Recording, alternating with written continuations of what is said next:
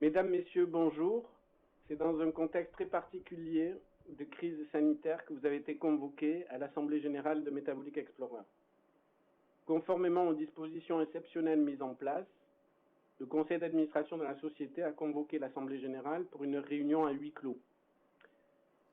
Les actionnaires inscrits au nominatif ont été convoqués nominativement. Les autres ont été informés par avis de première convocation, publié le 18 mai au ballot. Les CAC et les représentants du CSE régulièrement convoqués assisteront à l'Assemblée générale par webconférence.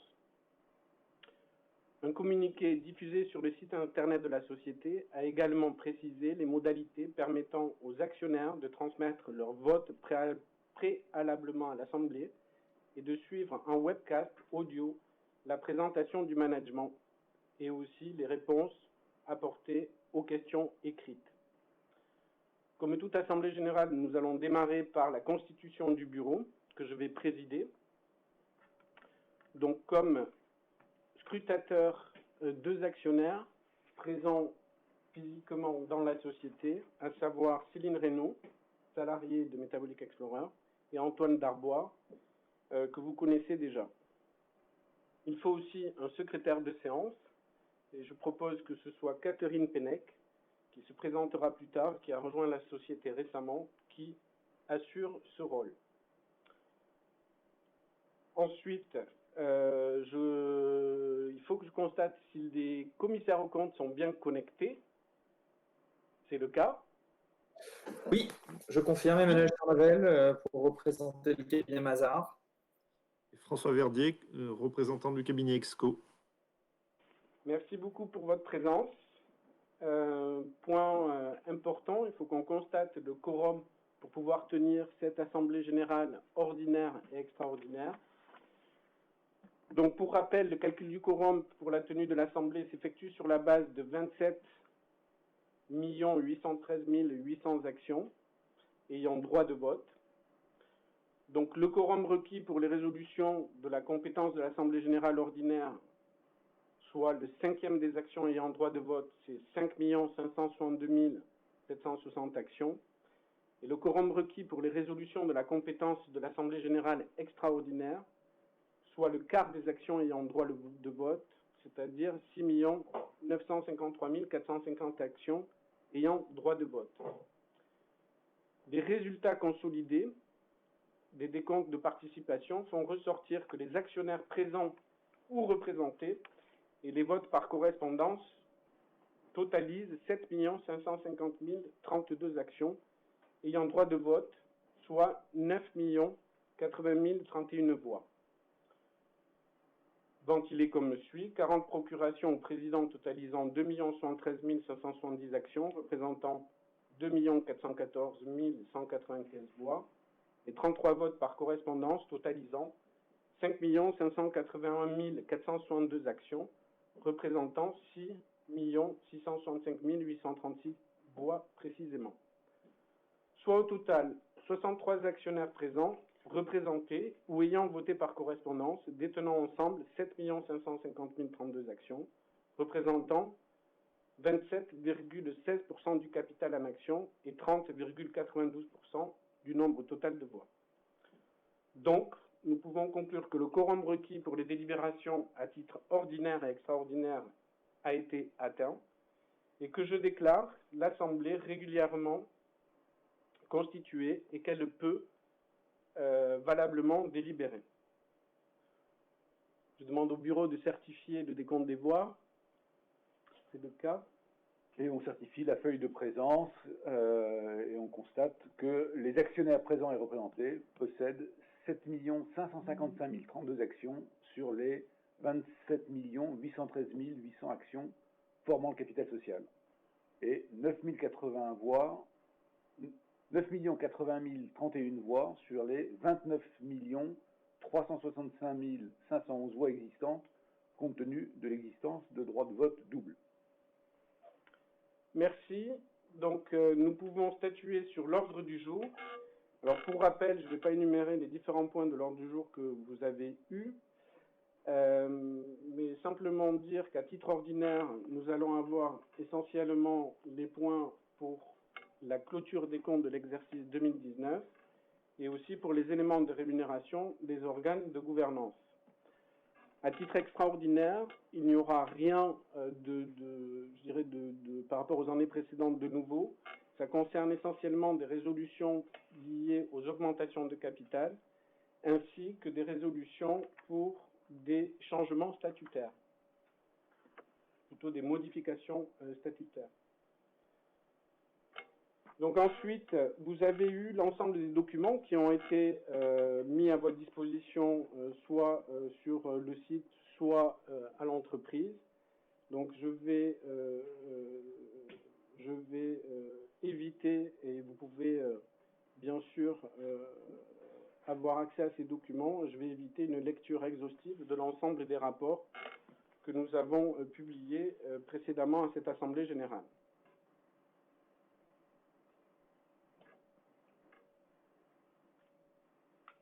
Donc maintenant, je propose de passer à la présentation sur les activités se rapportant à l'exercice 2019. Donc tout d'abord, vous voyez que l'équipe s'est enrichie d'une personne. Donc pour ma part, pour beaucoup d'entre vous, vous me connaissez, je suis le fondateur de la société, Benjamin Gonzalez. Je suis accompagné depuis 10 ans par Antoine Darbois, qui assumait le rôle de secrétaire général de la société et qui maintenant, avec l'évolution de la société, notamment sa transition vers une société industrielle et commerciale, est responsable des filiales industrielles. Et l'équipe s'est enrichie de la venue de Catherine Pennec pour assurer le poste de secrétariat général, à qui je demande de se présenter. Merci Benjamin. Bonjour à toutes et à tous. Donc, je m'appelle Catherine Pennec, je suis juriste de formation. J'ai rejoint Metabolic Explorer en janvier 2020 pour assurer le poste de secrétaire général. J'ai exercé différentes fonctions en milieu industriel, notamment près de 14 années au sein du groupe Michelin, au sein de la direction juridique, et puis 14 années au sein d'un groupe agroalimentaire qui s'appelle Limagrin, qui est un groupe semencier coopératif, en tant que directeur juridique, puis DRH, puis également directeur général opérationnel de la coopérative Limagrin. Très heureuse d'être avec vous aujourd'hui. Merci beaucoup, Catherine. Donc, pour les nouveaux actionnaires, un point rapide sur qui nous sommes. Donc, METEX est un leader pour le développement de nouveaux procédés de fermentation, des procédés de fermentation alternatifs à des procédés pétrochimiques pour répondre à la demande croissante des consommateurs en produits d'origine naturelle. En quelques chiffres, METEX, c'est d'abord 20 ans de recherche en ingénierie métabolique. Et sur Clermont-Ferrand, je dirais, un des plus grands centres de R&D sur ce secteur-là, avec la particularité de coupler des labos de recherche à un démonstrateur industriel pour la mise au point de procédés compétitifs de fermentation. Ensuite, depuis maintenant 3 ans, nous avons accumulé une expérience sur les marchés de la nutrition animale, ainsi que depuis maintenant 2 ans sur les marchés de la cosmétique.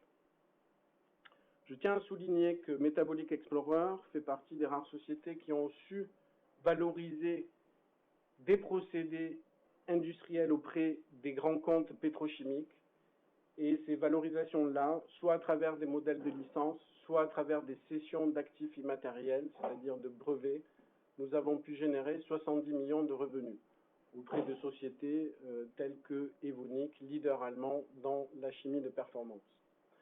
Enfin, nous avons un portefeuille de produits diversifiés qui cible essentiellement des marchés des ingrédients fonctionnels, avec plus de 10 procédés en développement dans nos laboratoires.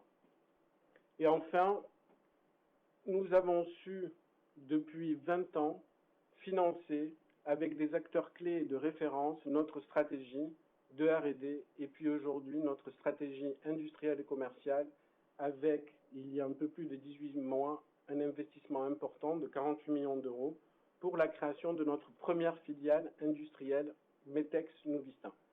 Et Antoine Darbois vous en dira un peu plus sur Metex Nubistan.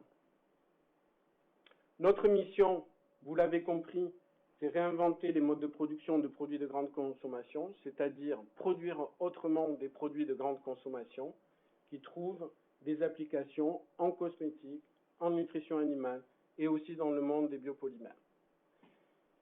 L'avantage de la fermentation par rapport aux procédés conventionnels pétrochimiques, c'est bien entendu de passer d'une matière première carbone fossile à une matière première végétale, c'est-à-dire renouvelable.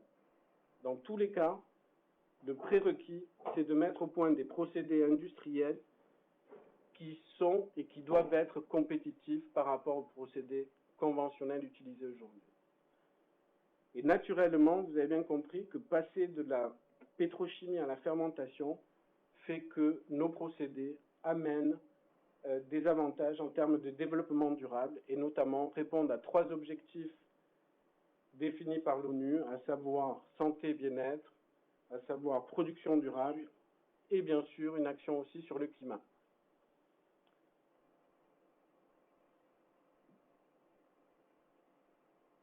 Donc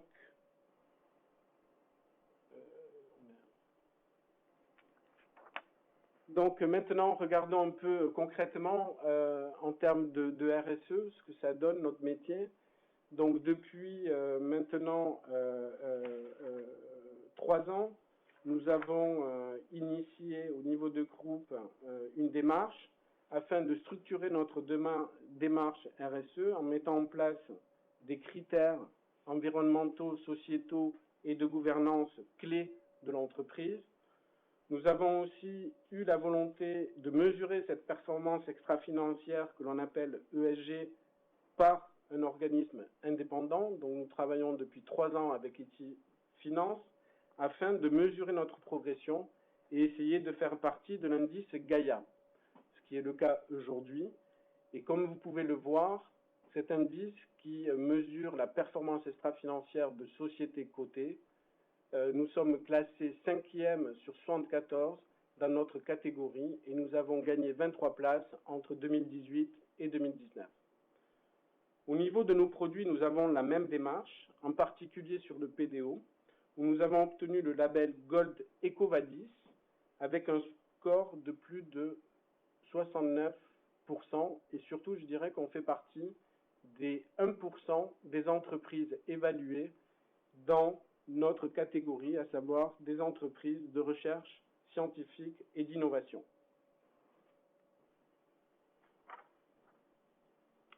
Or maintenant, si on regarde plus en détail nos marchés applicatifs, depuis maintenant 4 ans, nous avons focalisé nos investissements de R&D essentiellement sur 2 marchés principaux pour la fabrication d'ingrédients fonctionnels où la demande de naturalité est la plus forte. Sur ce schéma, vous pouvez voir le marché de la cosmétique. Le marché de la cosmétique fait en totalité, en chiffre d'affaires, une valeur de 15 milliards d'euros en 2013 et vous avez une infime partie de ce marché qui est des ingrédients fonctionnels qui sont fabriqués par fermentation. Lorsqu'on regarde la croissance de ce marché, il croît de 2 à 3%, donc c'est corrélé à la croissance mondiale. Mais ce qu'on peut voir, c'est que la demande de naturalité étant forte, la croissance pour les ingrédients fonctionnels fabriqués par fermentation va jusqu'à 8%, c'est-à-dire 4 fois supérieur que les ingrédients fonctionnels d'origine pétrochimique.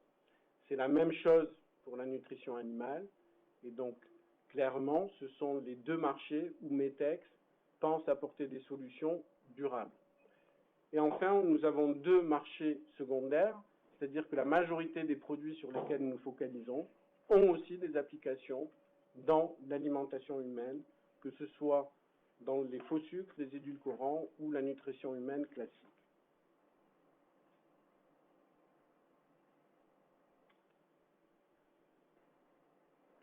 Notre stratégie, devenir un producteur européen d'ingrédients fonctionnels naturels par fermentation, elle a démarré fin 2016 par la vente de tous les actifs liés à la fabrication de la L-méthionine, un acide aminé essentiel, un ingrédient fonctionnel pour la nutrition animale. Et nous avons réussi à valoriser l'ensemble de ces actifs et de procédés industrialisables à la société Evonik pour un montant de 45 millions d'euros. Après cette session, nous avons développé, implémenté une stratégie visant de transformer la société d'une boîte de R&D à une boîte industrielle et commerciale. Pour ça, nous avons investi dans Metex Novista, qui va être, le chantier est en cours, et qui va être la première filiale industrielle de la société pour la fabrication et la commercialisation de 2 ingrédients fonctionnels, le PDO et l'acide butyrique. Ensuite, une partie de la cession de la méthionine, sur le plan financier, a été investie dans notre plateforme de recherche et développement afin d'avoir une plateforme qui permette de raccourcir les temps de développement, de mise au point d'un procédé de fermentation compétitif. Cette plateforme s'appelle Altanouv et nous avons l'objectif de développer un produit de fermentation par an à partir de 2022.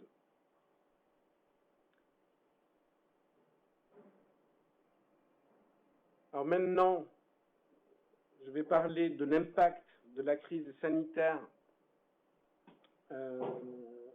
sur les activités du groupe, à la fois de Metex et de Metex Novista. Je sais que vous avez beaucoup de questions, bien sûr, sur cet impact-là en termes de calendrier et en termes de trésorerie. Donc vous avez sur ce slide toutes les mesures qui ont été prises par la société et je dois dire que l'ensemble des salariés de la société ont fait preuve d'un état d'esprit exceptionnel qui a permis clairement de mettre en place les mesures nécessaires pour limiter au maximum cet impact sur notre activité. Concrètement, ça veut dire que dès l'annonce du 16 mars, nous avons pu mettre en place les plans de continuité d'activité limités en présentiel au maintien des actifs stratégiques, c'est-à-dire le maintien des souches essentiellement. Et ensuite, nous avons mis, comme l'ensemble des entreprises, le télétravail en place pour toutes les autres fonctions, support de l'entreprise et aussi support à Metex Novista. Dès le 31 mars, nous avons travaillé de concert avec le CSE de l'entreprise et la médecine du travail pour établir le nouveau document unique qui a permis une reprise des activités en présentiel dès le 9 avril avec 80% des effectifs présents sur site pour les activités R&D et 100% de l'activité qui avait repris pour le démonstrateur. Et les fonctions support étant toujours en télétravail. Et dès le 11 mai, nous avons une activité en présentiel pour l'ensemble des postes de la société. Donc je dirais que du côté de Metex, nous avons su réagir et l'impact sur le planning des développements est très limité et est en cours d'évaluation, notamment par rapport à nos sous-traitants en termes de recherche et développement. Et l'impact sur la trésorerie court terme est vraiment non significatif. Du côté de Metex Novista, nous avons su là aussi maintenir un minimum de salariés en présentiel qui a permis de maintenir le chantier dès le 18 mars en monoactivité, ça veut dire avec une seule entreprise sous-traitante. Ensuite, il y a eu une période entre le 18 mars et le 10 avril où l'organisme professionnel de prévention du BTP a travaillé avec la branche du BTP pour mettre en place les nouvelles normes sanitaires Covid pour reprendre les chantiers. Et donc, ça s'est traduit concrètement le 20 avril sur le chantier de Metex Novista avec une reprise progressive en coactivité, c'est-à-dire avec plusieurs entreprises. Au jour d'aujourd'hui, nous avons l'ensemble des entreprises qui sont sur le chantier et bien sûr avec une productivité impactée par les mesures de protection sanitaire qui ont été décidées par l'OPP-BTP. Donc du côté de Metex Novista, on peut dire que sur le plan du planning, on va avoir un décalage qui est sous contrôle et surtout en cours d'évaluation par l'ingénierie, qui qui intègre les différents plannings de tous les sous-traitants. Et ensuite, on a un impact sur le budget d'investissement qui est sous contrôle à date, c'est-à-dire très limité. Et enfin, un impact de la trésorerie moyen terme qui va être bien sûr impacté par le planning et qui est en cours d'évaluation. Point important, c'est que cette crise sanitaire n'a aucun impact sur les comptes clôturés de 2019. Donc maintenant, je vous propose de faire un point plus détaillé sur les opérations de METEX Novista.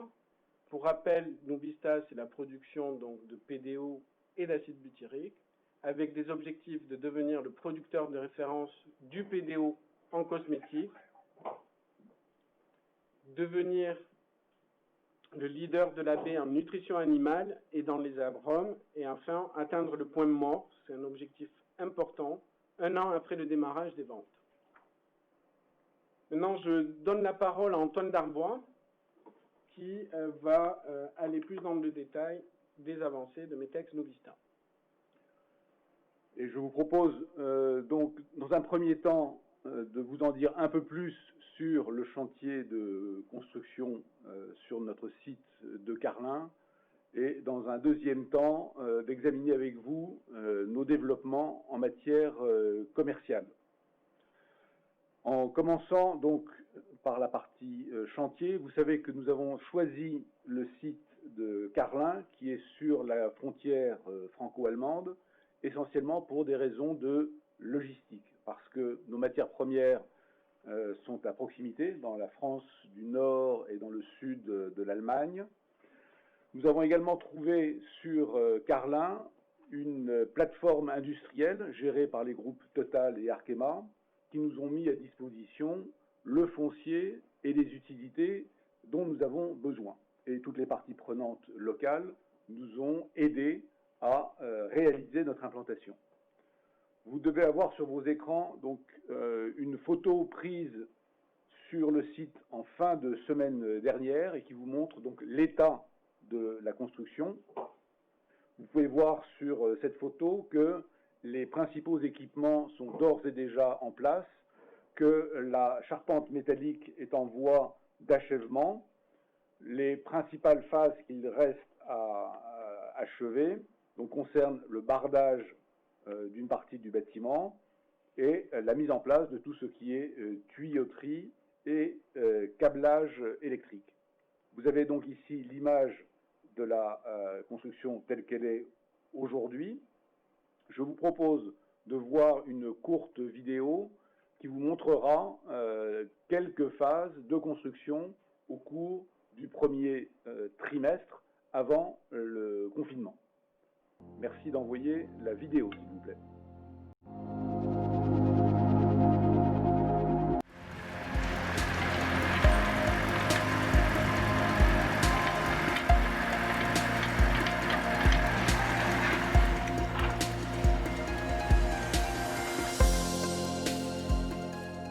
Aujourd'hui, une étape qui est très importante avec les premiers gros équipements donc, qui sortent de terre, hein, que l'on peut apercevoir en arrière-plan.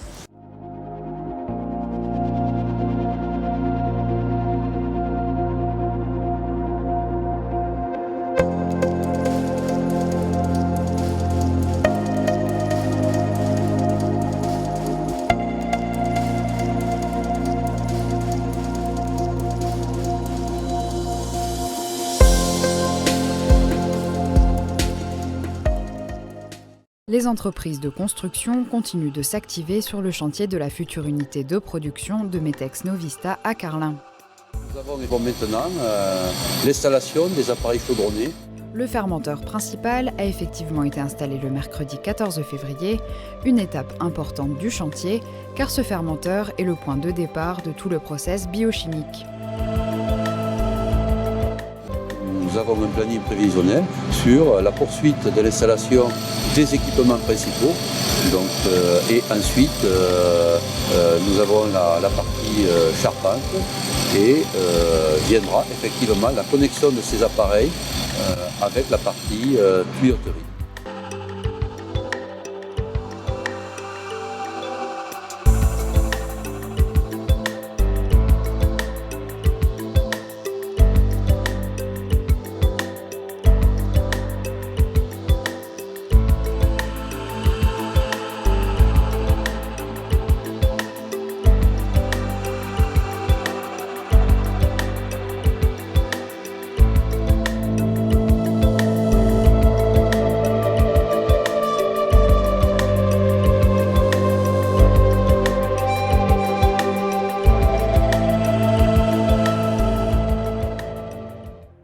Après cette partie technique, je vous propose de passer maintenant à la partie plus business, à la partie plus commerciale.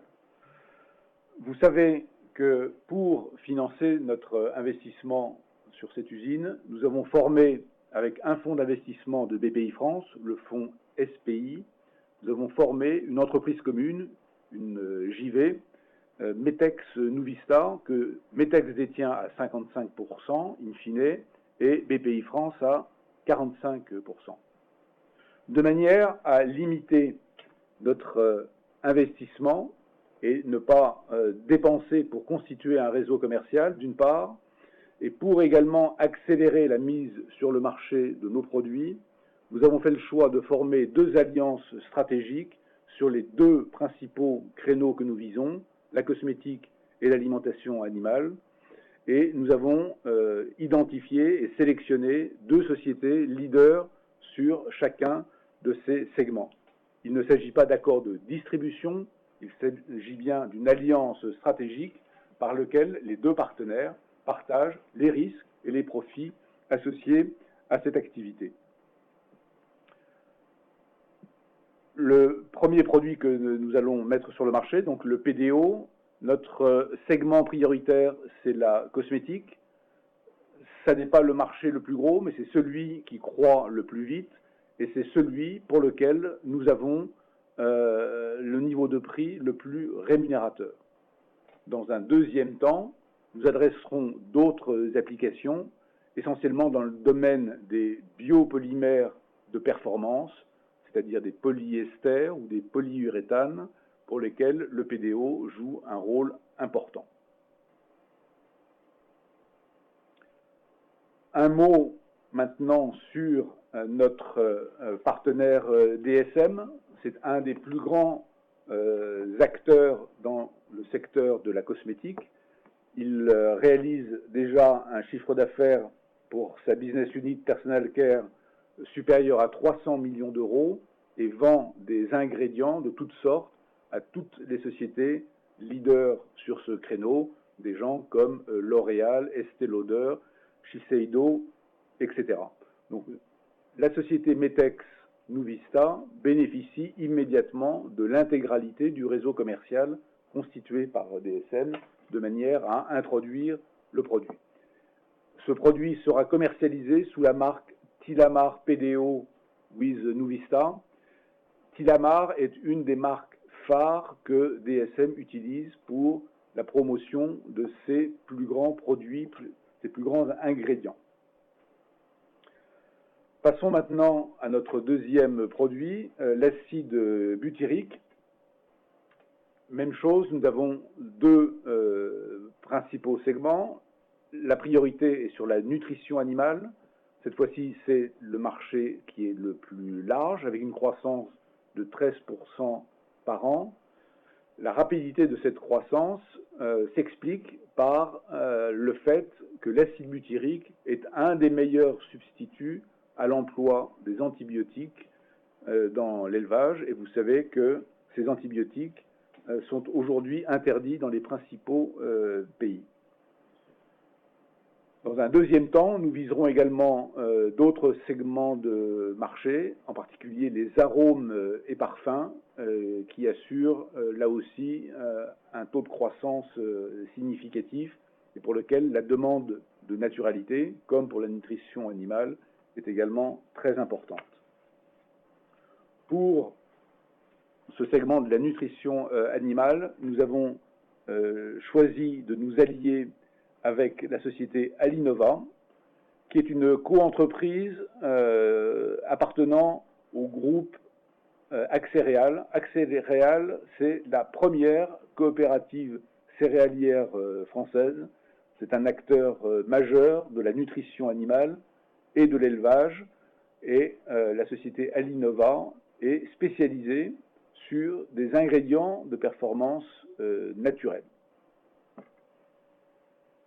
Si je résume maintenant les prochaines étapes du développement de Metex Nuvista, vous voyez que nous avons été au rendez-vous tel qu'annoncé sur toutes nos étapes jusqu'au mois de mars. Évidemment, comme Benjamin l'a commenté, la crise du Covid va avoir un impact sur notre chantier. Il est encore trop tôt, compte tenu du ralentissement que nous constatons sur le chantier, il est encore trop tôt pour disposer d'un calendrier remis à jour sur la construction de l'usine. Et évidemment que la construction de l'usine détermine la date de lancement de la commercialisation et du PDO et de l'acide butyrique. Cette situation a bien sûr fait l'objet d'échanges avec nos partenaires, DSM et Alinova, qui sont parfaitement informés de la situation et qui la comprennent. Dès que nous aurons le calendrier de construction remis à jour, bien sûr, nous serons amenés à communiquer à nos actionnaires des conséquences sur le calendrier. Je vous propose maintenant, après avoir discuté de la situation de Metex Nuvista, de passer la parole à Benjamin Gonzalez, qui va exposer la situation sur les autres produits qui suivront le PDO et l'acide butyrique. Merci Antoine pour ce point clair sur Metex Nuvista. Donc regardons maintenant, après le PDO, après l'acide butyrique, le portefeuille de Metabolic Explorer. Donc on a une plateforme qu'on a appelée Altanouv pour le développement des technologies de fermentation où très clairement les investissements qu'on a faits et l'approche d'innovation nous permettent de raccourcir le temps pour avoir un procédé compétitif à moins de 24 mois, alors que si on prend l'exemple de la méthionine, on a développé un procédé de fermentation entre 7 et 8 ans et pour le PDO à 4-5 ans. Nos objectifs avec cette plateforme, c'est clairement l'industrialisation de l'acide glycolique, notre produit le plus avancé, avec une décision d'investissement fin 2021, puis à partir de 2022, comme je vous l'ai dit, un produit par an. Donc ce tableau, ce transparent, est exactement le même que celui qui a été présenté à l'Assemblée générale l'an dernier, avec une mise à jour du stade d'avancement de nos produits en portefeuille. Donc nous avons l'acide glycolique qui est bien avancé en démonstration industrielle, et ensuite nous avons quasiment 2 procédés pour 2 acides aminés pour lesquels la phase de R&D, donc de mise au point d'un procédé de fermentation compétitif, est finie, et donc qui sont à l'entrée de la démonstration industrielle. Et enfin, nous avons une dizaine d'autres molécules dans le portefeuille qui ciblent des acides organiques ou d'autres molécules aminées qui adressent les marchés de la cosmétique et de la nutrition animale en priorité. Alors, un petit focus sur le produit le plus avancé du portefeuille, l'acide glycolique. Donc, premier point important, c'est que cet acide organique est exclusivement fabriqué aujourd'hui par voie pétrochimique. Lorsqu'on regarde le marché, il y a en volume, le marché est essentiellement pour des applications industrielles, avec à peu près 4-5 000 tonnes d'acide glycolique destiné à la cosmétique. Lorsqu'on regarde le marché en valeur, plus de 30% du marché en valeur est adressé par les applications cosmétiques ou les autres applications hors industrielles qui sont essentiellement les applications médicales. Très clairement, Metex a décidé de cibler d'abord ces marchés à valeur ajoutée où la demande de naturalité est la plus forte. Sur la gauche de ce transparent, vous avez les 2 voies pétrochimiques qui permettent de fabriquer cet ingrédient, l'acide glycolique. Et comme vous pouvez le voir, vous avez un procédé pétrochimique qui utilise des matières premières bien dangereuses.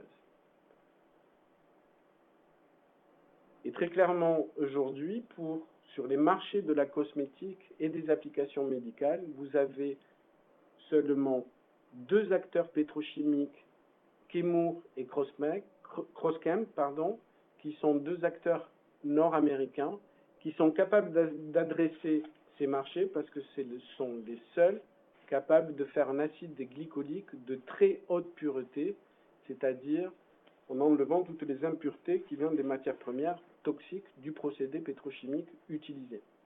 Très clairement, sur ces marchés-là, le fait d'avoir un procédé de fermentation qui s'affranchit de la problématique des matières premières utilisées par la pétrochimie font que nous avons une offre de valeur très différenciante pour adresser le marché de la cosmétique et des applications médicales, c'est-à-dire une origine naturelle, c'est-à-dire une matière première renouvelable, ça veut dire une haute pureté, et ça veut dire donc un produit qui respecte mieux les attentes en termes ESG des grands comptes type L'Oréal, Estée Lauder, etc.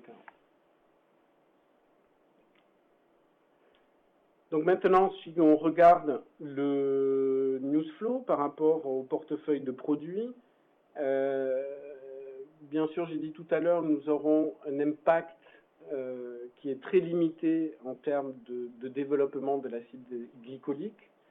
Donc, nous sommes en train de mettre à jour les plannings, notamment de nos sous-traitants partenaires pour la recherche et développement, pour être en mesure de confirmer le calendrier le plus tôt possible. Et je vous rappelle que notre objectif, qui est pour l'instant toujours valable, c'est de décider l'industrialisation de l'AG à l'horizon de fin 2021.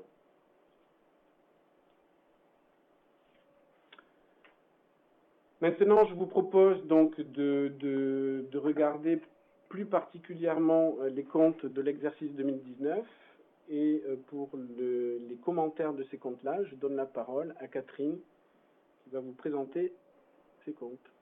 Merci. Donc avant de passer à la revue des différents éléments de ces comptes, un point sur les quelques faits marquants de l'exercice 2019 en matière financière.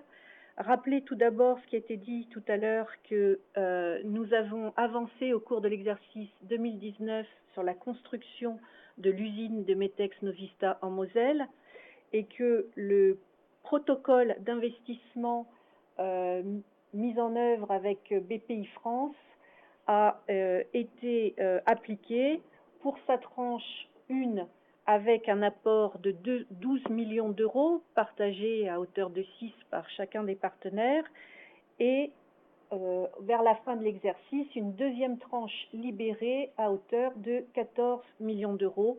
Donc ces montants engagés sont conformes à ce qui était prévu à notre budget. Deuxième point marquant dont a parlé Antoine Darbois tout à l'heure, la signature en décembre d'une alliance commerciale avec DSM sur le PDO, des charges opérationnelles et une consommation de trésorerie qui sont maîtrisées, trésorerie par ailleurs renforcée post-clôture par une levée de fonds de 7,3 millions d'euros en début d'année 2020 et qui va être affectée à l'accélération du portefeuille de produits Altanov.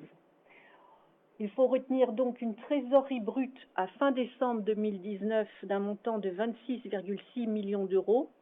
À fin mars 2020, elle est à 26,4 millions d'euros, sachant qu'au premier trimestre 2020, bien entendu, nous avons énormément investi sur notre usine. Passons maintenant à la lecture du compte de résultat. Je précise que ces comptes sont présentés en norme IFRS, donc ce sont des comptes consolidés qui intègrent les comptes de la filiale malaisienne qui a été constituée en juillet 2010 et de la filiale Metex Novista qui au 31 décembre 2019 est détenue par Metex Novista par Metex à hauteur de 60,6%. Ces comptes sont en ligne avec nos prévisions. Ils reflètent la transition qu'est en train de vivre le groupe Metabolic Explorer, c'est-à-dire de passer d'une société qui valorisait ses technologies à une société qui s'engage comme opérateur industriel. Alors, un chiffre d'affaires, bien entendu, qui est différent par rapport à l'an dernier, puisque nous avons eu la fin du contrat de service signé avec Evonik, donc les derniers revenus sont arrivés en 2018. pour 2019, nous affichons un chiffre d'affaires de 350 000 euros qui représente principalement des revenus issus de notre accord avec DSM en tant que contribution à nos frais pré-marketing. Dans les autres produits d'activité, nous avons pour l'essentiel 1,8 million d'euros de crédit impôt recherche. Les charges opérationnelles courantes du groupe sont en légère hausse par rapport à l'exercice précédent. Cela s'explique par le fait qu'elles intègrent les charges opérationnelles de la filiale Metex Novista pour environ 700 000 euros. Par ailleurs, sur la ligne produits d'impôt différés, vous constatez une différence par rapport à l'an dernier. Ça s'explique par le fait qu'on n'active plus les impôts différés sur déficit reportable. Il ne s'agit que d'écriture et bien entendu, cela n'a pas d'impact sur l'impôt qui est dû. Passons maintenant à la lecture du bilan, dans lequel on retrouve dans les actifs incorporels le reflet de l'amortissement de l'actif PDO. Dans les actifs corporels qui, bien sûr, ont significativement augmenté, nous retrouvons l'actif industriel filiale Novista. Dans notre trésorerie, elle s'élève à 26 640 000 euros. Et si nous passons maintenant au passif, ce qui est important à constater, c'est bien entendu la ligne fournisseur d'immobilisation qui traduit l'ensemble des dépenses engagées, décaissées pour notre projet industriel. Donc, en total actif du bilan, nous avons un montant de 63 618 000 euros et total passif 63 618 000 euros. Je vous propose maintenant de passer au tableau des flux de trésorerie qui, lui encore, va refléter ce que nous avons déjà relaté au niveau du compte de résultat et au niveau de notre bilan, avec une capacité d'autofinancement qui, bien entendu, traduit l'écart d'activité par rapport à l'année précédente, puisqu'il y a un niveau de chiffre d'affaires qui n'est pas comparable à l'année 2018. Une ligne, qui est autre variation actifs courants saisie conservatoire. Pour mémoire, nous avions eu, dans le cadre d'un litige sur la Malaisie, une saisie qui nous avait obligés à positionner sur un compte séquestre une somme relativement significative qui avait été réintégrée en 2018 et qui, le litige sur cette partie-là étant terminé, se retrouve à zéro sur l'année 2019. En trésorerie consommée, à noter le montant de moins 7 667 000 et en totale variation de trésorerie, un montant de moins 8 548 000. Merci beaucoup Catherine pour cette présentation des comptes. Maintenant, je propose de donner la parole aux commissaires aux comptes pour leurs observations. Emmanuel, vous voulez commencer ? Oui, merci Benjamin. Donc, bonjour à tous. Nous allons vous faire une présentation de nos rapports donc des commissaires aux comptes à deux voix. Donc moi-même, Emmanuel Charnavel, qui représente le cabinet Mazars. Et ensuite, je passerai la parole à François Verdier, qui représente le cabinet Exco. Donc, dans le cadre de notre mission, nous avons été amenés donc, à réaliser donc, deux rapports sur les comptes qui vous ont été présentés. Et je vous propose de vous en faire un résumé. Je vais d'abord débuter par le rapport sur les comptes annuels, donc les comptes sociaux qui ont été arrêtés selon les règles et principes comptables français. Et je vous propose de vous en faire un résumé, et notamment d'insister sur les éléments les plus significatifs de ce rapport. La première partie de ce rapport est d'abord dédiée et consacrée à notre opinion. Et cette année, je dirais, le format de rapport qui était retenu par l'ensemble de la profession des commissaires aux comptes, assez naturellement, compte tenu du contexte exceptionnel du Covid-19, il y a une mention spécifique, puisque nous indiquons que ces comptes ont été arrêtés par le conseil d'administration le 27 mars 2020 sur la base des éléments disponibles à cette date dans un contexte évolutif de crise sanitaire liée au Covid-19. Dans cette première partie consacrée à l'opinion, je vais vous lire maintenant la phrase la plus importante puisque c'est je dirais, l'opinion que nous exprimons sur les comptes que nous avons audités. Donc, nous indiquons que nous certifions que les comptes annuels sont, au regard des règles et principes comptables français, réguliers et sincères, et donnent une image fidèle du résultat des opérations de l'exercice écoulé, ainsi que de la situation financière et du patrimoine de la société à la fin de cet exercice.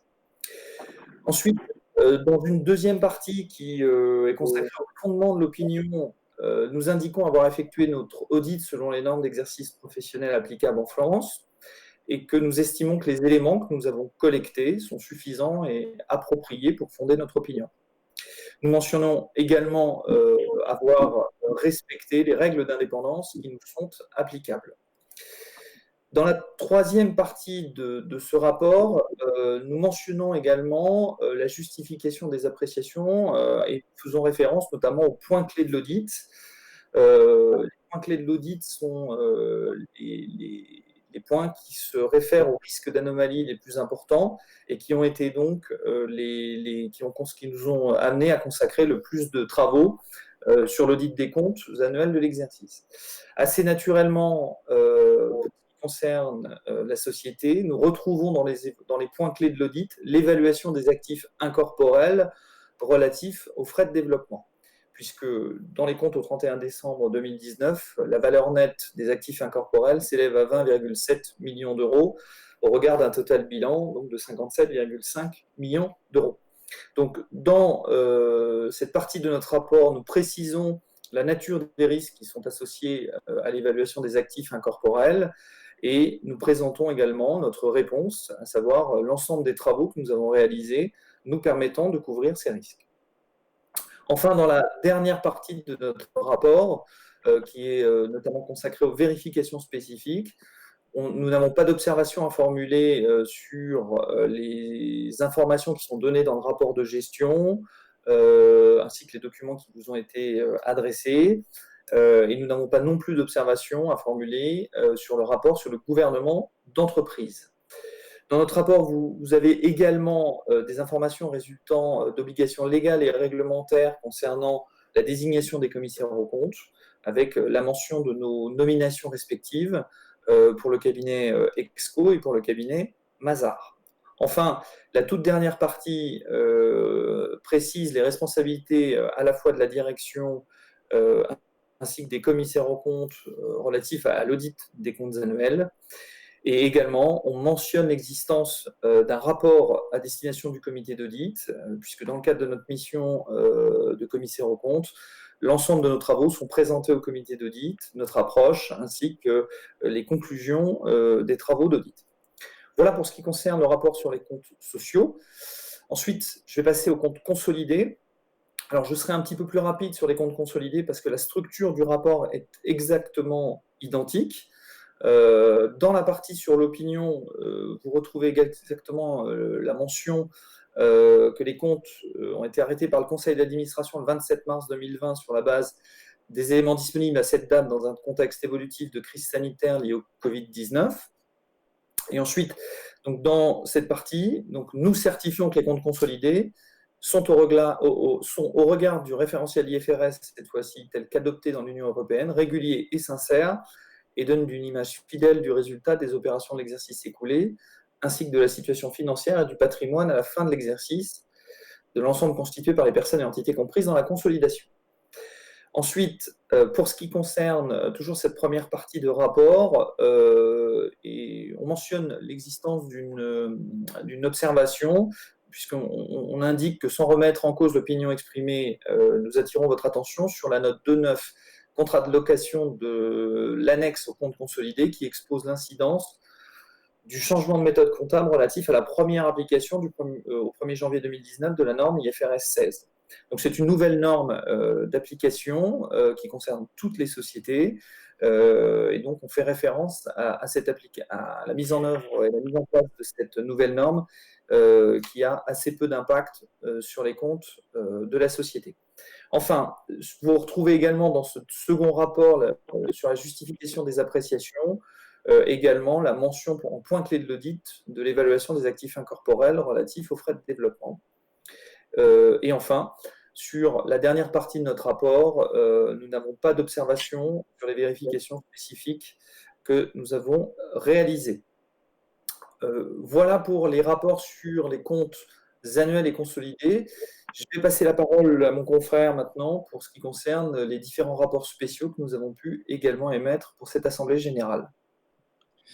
Merci Emmanuel, bonjour à tous, François Verdier. Donc je vais effectivement rapidement vous présenter les autres rapports que l'on a pu émettre dans le cadre de notre mission.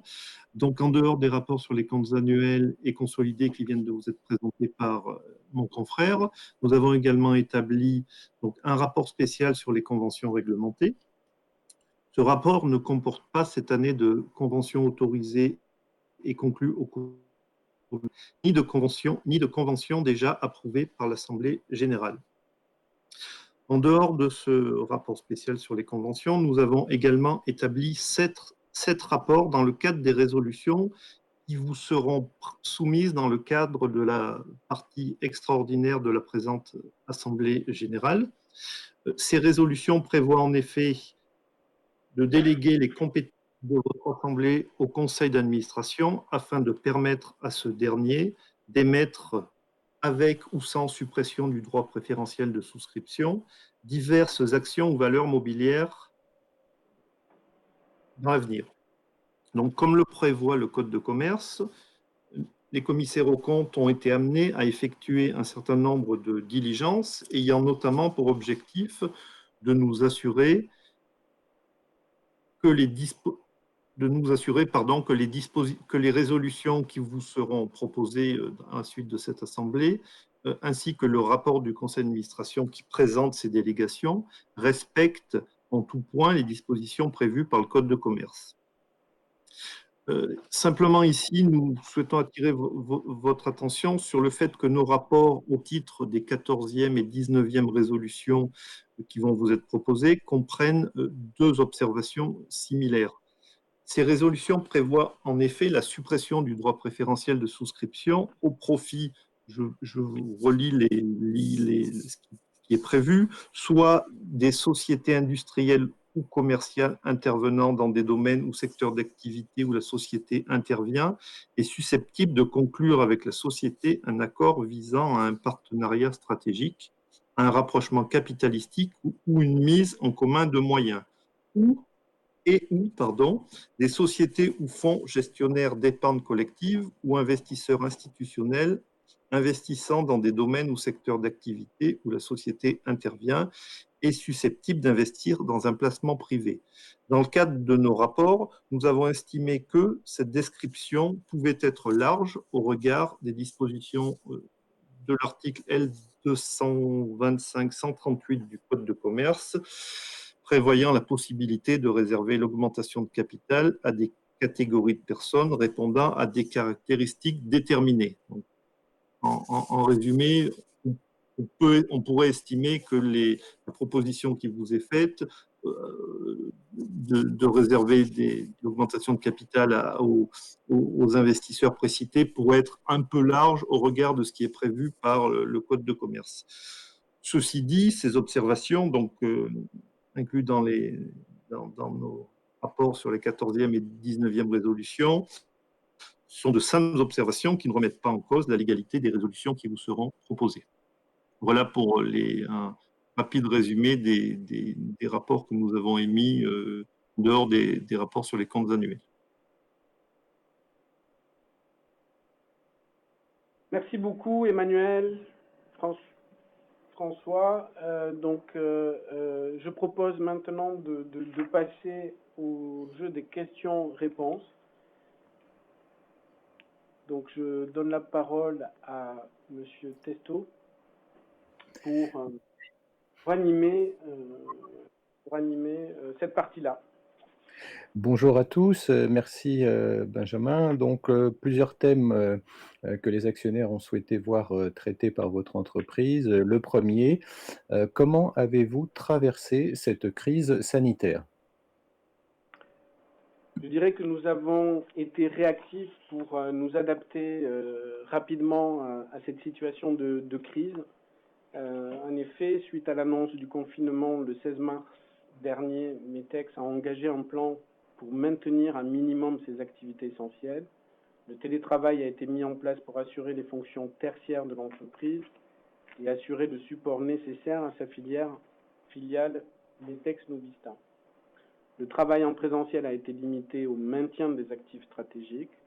Afin de permettre une reprise progressive de l'activité sur site à Saint-Beauzire, tout en assurant la santé et la sécurité de son personnel, METEX a mis en place plusieurs aménagements organisationnels validés par la médecine du travail et le CSE.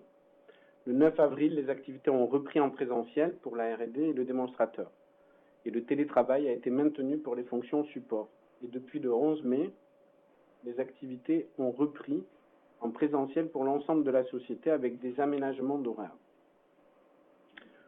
Concernant la construction de l'usine METEX Novista, au début de la crise sanitaire, le chantier s'est poursuivi avec des équipes restreintes. Les travaux ont repris progressivement en coactivité courant avril et une mise à jour du planning des travaux de construction est en cours d'élaboration. Alors, autre thème abordé par les actionnaires, quelles vont être les conséquences sur vos différents projets? Dans le prolongement de ce que Benjamin vient de dire, concernant le chantier de construction de l'usine METEX Novista, il faut donc s'attendre à un décalage du fait du Covid-19, compte tenu du fait que la période de confinement n'a pas permis la poursuite normale du chantier en coactivité et que le chantier ayant maintenant repris, la vitesse d'exécution est moindre par rapport à ce qui était initialement envisagé. Nous sommes donc en phase de discussion avec nos prestataires pour évaluer cet impact et à nouveau, dès que nous aurons l'information, elle sera évidemment communiquée. Concernant maintenant les autres procédés, les procédés Altanouv que nous développons, l'impact sur le calendrier est également en cours d'évaluation, mais nous anticipons qu'il sera limité. Alors, un autre thème qui concerne la trésorerie, quel sera l'impact de cette crise sur la trésorerie? Donc, en continuité de ce que vient de dire Antoine, pour METEX Novista, l'impact court terme est sous contrôle et sur la trésorerie moyen terme, l'impact est en cours d'évaluation puisqu'il va dépendre de l'impact sur le calendrier du chantier.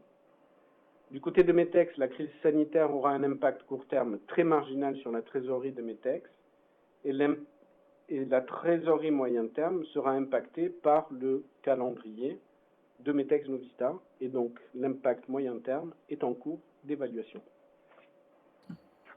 Alors, une autre question sur les deux partenariats d'ampleur que vous aviez signés avant la crise. Est-ce qu'ils sont remis en cause? Alors là, la réponse est clairement non. Commençons par le PDO. L'alliance commerciale que nous avons conclue avec des DSM, une alliance exclusive et mondiale, cette alliance se matérialise depuis décembre 2019 par une collaboration étroite entre les équipes de DSM, les équipes de METEX et les équipes de METEX Novista, qui sont opérationnellement engagées dans les activités de pré-commercialisation du Tilamar PDO with Novista. C'est notre marque. Même au plus haut de la crise sanitaire et du confinement, les équipes de DSM sont restées mobilisées pour préparer cette pré-commercialisation auprès des grands comptes de la cosmétique. C'est la meilleure preuve de leur fort engagement pour la réussite de ce projet. Du côté de l'acide butyrique, le partenariat commercial signé avec Alinova en mars dernier, donc juste avant le confinement, ce partenariat se poursuit conformément aux engagements de chacun. Nous travaillons actuellement à l'élaboration de la documentation technico-commerciale qui s'adressera aux éleveurs en quête d'ingrédients naturels performants pour la nutrition et la santé animale. Alors, une dernière question qui concerne le PGE. Avez-vous sollicité un PGE et si oui, pourquoi? Alors oui, tout à fait. À titre de précaution, nous avons sollicité un prêt garanti par l'État. Si nous l'obtenons, nous aurons la possibilité de l'activer si nous estimons que ça devient nécessaire pour accélérer les développements de notre société. Merci pour ces questions et vos réponses. Merci. Merci beaucoup. Donc, je propose de passer au vote des résolutions, à la fois pour l'Assemblée ordinaire et extraordinaire. Je donne la parole à Catherine, qui va faire l'exposé de ces résolutions. Tout à fait. Donc, nous allons démarrer par les résolutions à titre ordinaire qui concernent à la fois l'approbation des comptes, le renouvellement du mandat du commissaire aux comptes, EXCO, la politique de rachat d'actions et la politique de rémunération des dirigeants selon le nouveau format mis à jour par les lois qui sont rentrées en vigueur en 2019. Donc, nous démarrons par l'énoncé de chacune de ces résolutions. Vous verrez apparaître à l'écran la comptabilisation des votes pour, la comptabilisation des votes contre, et je vous indiquerai à chaque fois le pourcentage d'adoption de ces résolutions. Donc nous démarrons par la première résolution qui concerne l'approbation des comptes annuels de la société relatifs à l'exercice clos le 31 décembre 2019. Cette résolution est adoptée avec 99,9% des voix exprimées. Nous vous en remercions. La deuxième résolution concerne l'approbation des comptes consolidés de la société relatifs à l'exercice clos au 31 décembre 2019. Cette résolution est adoptée à 99,9% des voix exprimées. La troisième résolution concerne l'affectation du résultat de la société relatif à l'exercice clos, toujours au 31 décembre 2019. Et cette résolution est adoptée à 99,9% des voix exprimées. La quatrième résolution concerne le renouvellement du mandat de notre commissaire aux comptes titulaire du cabinet EXCO Clermont-Ferrand, qui est adoptée à 99,9% des voix exprimées. La cinquième résolution vise l'approbation des conventions réglementées visées aux articles L. 225, 38 et suivants du Code de commerce. Elle est approuvée et adoptée à 99,9% des voix exprimées. La sixième résolution porte sur l'autorisation donnée au conseil d'administration aux fins de procéder à un programme de rachat d'actions propres représentant un maximum de 10% du capital social de la société. Cette résolution est adoptée avec 95% des voix exprimées. Ensuite viennent les résolutions sur les politiques de rémunération, donc approbation avec la septième résolution, approbation de la politique de rémunération du président directeur général, qui est adoptée à 93,3% des voix exprimées. Huitième résolution, l'approbation de la politique de rémunération des administrateurs et rémunération fixe annuelle des administrateurs, qui signifie jeton de présence. Cette résolution mise aux voix est adoptée avec 96,2% des voix exprimées. La neuvième résolution porte sur l'approbation des rémunérations versées et ou attribuées aux mandataires sociaux au titre de l'exercice clos le 31 décembre 2019 et elle est adoptée avec 98,4% des voix exprimées. Et enfin, la dixième résolution qui demande votre approbation des éléments fixes, variables et exceptionnels composant la rémunération totale et les avantages de toute nature versés et ou attribués au président directeur général au titre de l'exercice clos le 31 décembre 2019, qui est adopté avec 93,3% des voix. Nous passons maintenant aux résolutions d'Assemblée générale à titre extraordinaire. Donc là, il s'agit des résolutions qui sont soumises à votre approbation afin d'offrir au Conseil les moyens d'assurer le développement de la société. Le plafond global des augmentations de capital demeure inchangé à 50% du capital social. Le plafond des titres de créance progresse de 26 à 30 millions d'euros. Donc nous allons passer en revue toutes ces résolutions. À la fin, nous nous arrêterons sur une résolution qui porte sur les modifications statutaires liées aux législations qui ont été évoluées en fin 2019. Donc, la 11e résolution qui porte délégation de compétences au conseil d'administration en vue d'augmenter le capital de la société, soit par émission d'actions ordinaires ou de toute autre valeur mobilière, soit par incorporation de primes, réserves, bénéfices ou autres, avec maintien du droit préférentiel de souscription, est adoptée avec 96,7% des voix exprimées.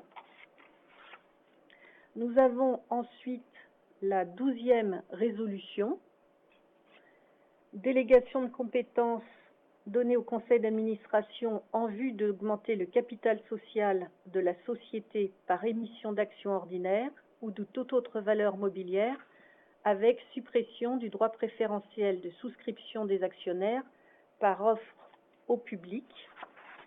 Cette résolution est adoptée avec 69,2% des voix exprimées. La 13e résolution porte sur la délégation de compétences accordée au conseil d'administration en vue d'augmenter le capital social de la société par émission d'actions ordinaires ou de toute autre valeur mobilière, avec suppression du droit préférentiel de souscription des actionnaires par une offre visée à l'article L411-2 premier du Code monétaire et financier qui vise les investisseurs qualifiés et ou le cercle restreint d'investisseurs et qui est adopté avec 69,2% des voix exprimées. Vient ensuite la 14e résolution qui donne délégation de compétences au conseil d'administration en vue d'augmenter le capital de la société par émission d'actions ordinaires ou de toute autre valeur mobilière, avec suppression du droit préférentiel de souscription des actionnaires au bénéfice d'une catégorie de personnes, partenariat industriel et financier, résolution que, au cours de l'exercice en cours, nous avons eu l'occasion d'utiliser lors de la levée de fonds de février 2020. Donc cette résolution est adoptée avec 69,2% des voix exprimées. La 15e résolution, délégation de compétences consenties au conseil d'administration à l'effet d'augmenter le nombre de titres à émettre en cas d'émission d'actions ordinaires ou de toute autre valeur mobilière avec maintien ou suppression du droit préférentiel de souscription des actionnaires dans la limite de 15% de l'émission initiale. Cette résolution est adoptée avec 69,3% des voix exprimées. Et la 16e résolution, délégation de compétences consentie au conseil d'administration en vue d'augmenter le capital par émission d'actions ordinaires ou de toute autre valeur mobilière en rémunération d'apport en nature consentie à la société, avec suppression du droit préférentiel de souscription des actionnaires. Cette 16e résolution est adoptée à 96,6% des voix exprimées.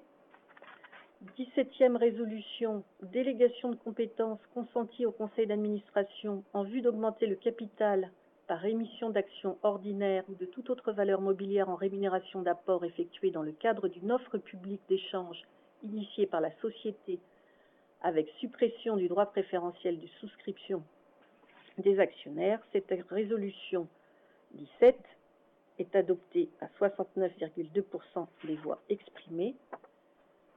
18e résolution, délégation de compétences au conseil d'administration en vue d'émettre des bons de souscription d'actions permettant de souscrire à des conditions préférentielles des actions de la société en cas d'offre publique d'achat ou d'offre publique d'échange de la société, adoptée à 70,9% des voix exprimées. La 19e porte sur la délégation de compétences au conseil d'administration en vue d'émettre des bons de souscription d'actions autonomes de la société avec suppression du droit préférentiel de souscription des actionnaires au bénéfice d'une catégorie de personnes visées que sont les partenaires mandataires. Elle est adoptée à 69,2% des voix exprimées. 20e résolution qui vise les délégations de compétences au conseil d'administration en vue d'augmenter le capital social de la société avec suppression du droit préférentiel de souscription et réservé aux salariés de la société dans les conditions prévues aux articles L225-129-6 et L225-138 du Code de commerce et aux articles L3332-18 et L3332-24 du Code de commerce. Cette résolution mise aux voix est rejetée avec 45,62% des voix exprimées. La 21e résolution concerne l'autorisation donnée au conseil d'administration en vue d'émettre et de consentir des options de souscription ou d'achat d'actions de la société au profit des membres du personnel salarié et ou des mandataires sociaux de la société ou de ses filiales. Cette résolution mise aux voix est adoptée avec 71,88% des voix exprimées. La 22e résolution concerne l'autorisation donnée au conseil d'administration en vue de procéder à des actions gratuites d'actions existantes ou à émettre au profit des membres du personnel salarié et ou des mandataires sociaux de la société ou de ses filiales. Et cette résolution est adoptée avec 70,2% des voix exprimées. La 23e résolution, autorisation donnée au conseil d'administration en vue de procéder à l'annulation des actions propres acquises dans le cadre du programme de rachat d'actions par voie de réduction du capital social de la société. Cette résolution est adoptée avec 77,5% des voix exprimées. Nous arrivons maintenant à la 24e résolution qui vise des modifications statutaires.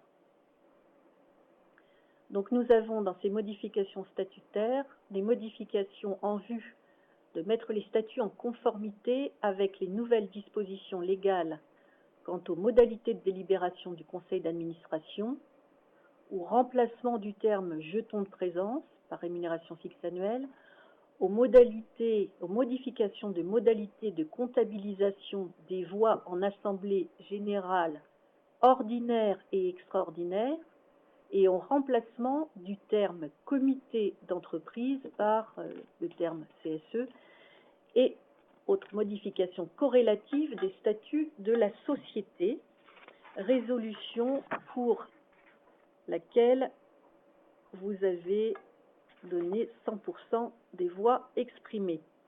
Et enfin, la 25e résolution qui donne tout pouvoir au porteur d'un original ou d'une copie certifiée de remplir toutes les formalités légales de publicité et qui est adoptée à 100% des voix exprimées. Merci beaucoup, Catherine. Merci beaucoup à tous ceux et celles qui ont fait l'effort de se connecter pour cette Assemblée Générale, encore une fois, très singulière, pour des raisons que tout le monde connaît. Donc, l'ordre du jour étant épuisé, la séance est levée à 11h15.